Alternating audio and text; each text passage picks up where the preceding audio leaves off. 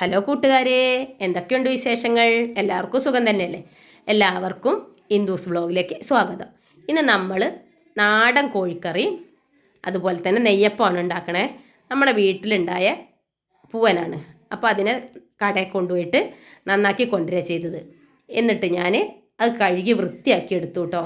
നല്ല കഴുകി റെഡിയാക്കി വെച്ചിട്ടുണ്ട്. പിന്നെ ഞാൻ ചീഞ്ചട്ടി അടുപ്പത്ത് വെച്ചിട്ട് ഇത്തിരി മഞ്ഞപ്പൊടിയും മുളക് പൊടിയും മല്ലിപ്പൊടിയും കൂടെ ചൂടാക്കി എടുക്കുന്നുണ്ട്. നന്നായിട്ട് അത് മൂപ്പിച്ച് ചൂടാക്കി എടുക്കണം കേട്ടോ. എന്നാലാണ് നമ്മളുടെ നാടൻ കോഴിക്കറിയുടെ ആ രുചി വരിക. വേറെ മസാലകളൊന്നും ചേർക്കാറില്ല കേട്ടോ ഞാൻ. അത് മൂപ്പിച്ചെടുത്ത് നമ്മൾ കഴുകി വെച്ച ചിക്കനിലേക്ക് ആ മസാല ചേർത്തു. എന്നിട്ടൊരു 10 മിനിറ്റ് നന്നായിട്ട് തിരുമ്മി വെച്ചു. പിന്നെ ഇത്തിരി ഉപ്പിട്ട് അടച്ചു വെച്ചു. എന്നിട്ടാണ് വലിയ ഉള്ളിയും ചെറിയ ഉള്ളിയും അതുപോലെ ഇഞ്ചിയും വെളുത്തുള്ളിയൊക്കെ റെഡിയാക്കാൻ നിന്നത്. തേങ്ങാക്കൊത്തൊക്കെ അരിഞ്ഞെടുക്കണമല്ലോ. തേങ്ങാക്കൊത്ത് ഇടുമ്പോഴാണ് നമുക്ക് ആ ചിക്കൻ കറിയുടെ ഒരു രുചി, നല്ല നാടൻ കോഴിയുടെ രുചി വരിക.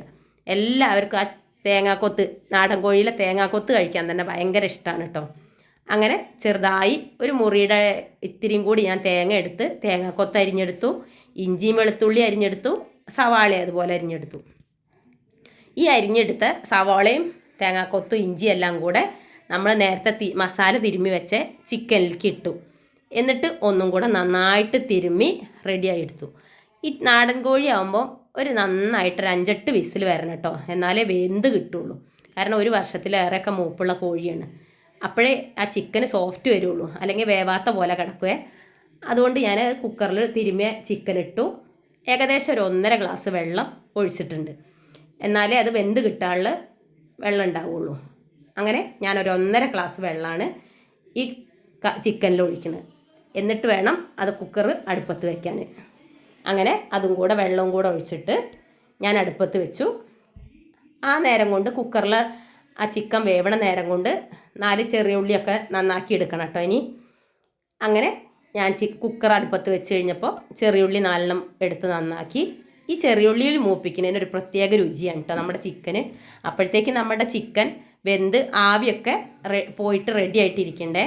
അങ്ങനെ ചെറിയ ഉള്ളി മൂപ്പിച്ചെടുത്തു. ആ മൂപ്പിച്ചെടുത്ത ചെറിയ ഉള്ളിയിലേക്ക് നമ്മൾ ഈ വെന്തിരിക്കണ ചിക്കൻ റെഡിയായി ഒഴിച്ചു. എന്നിട്ട് നന്നായിട്ട് തിളപ്പിക്കുകയാണ്. അപ്പോൾ ആ തേങ്ങാക്കൊത്തിൻ്റെയും ആ എല്ലാ ചാറും കൂടെ ഒരു രുചിയും നല്ലൊരു മണവും ആ നമ്മളുടെ സാധാ മസാല തന്നെയാണ്. പക്ഷെ എന്ത് രുചിയാണെന്നറിയോ അങ്ങനെ റെഡിയാക്കിയത്. പിന്നെ അരി കഴുകി ഊറ്റി റെഡിയാക്കിയെടുത്തു. ഞാൻ കുറച്ച് മുന്നേ വെള്ളത്തിലിട്ടായിരുന്നു.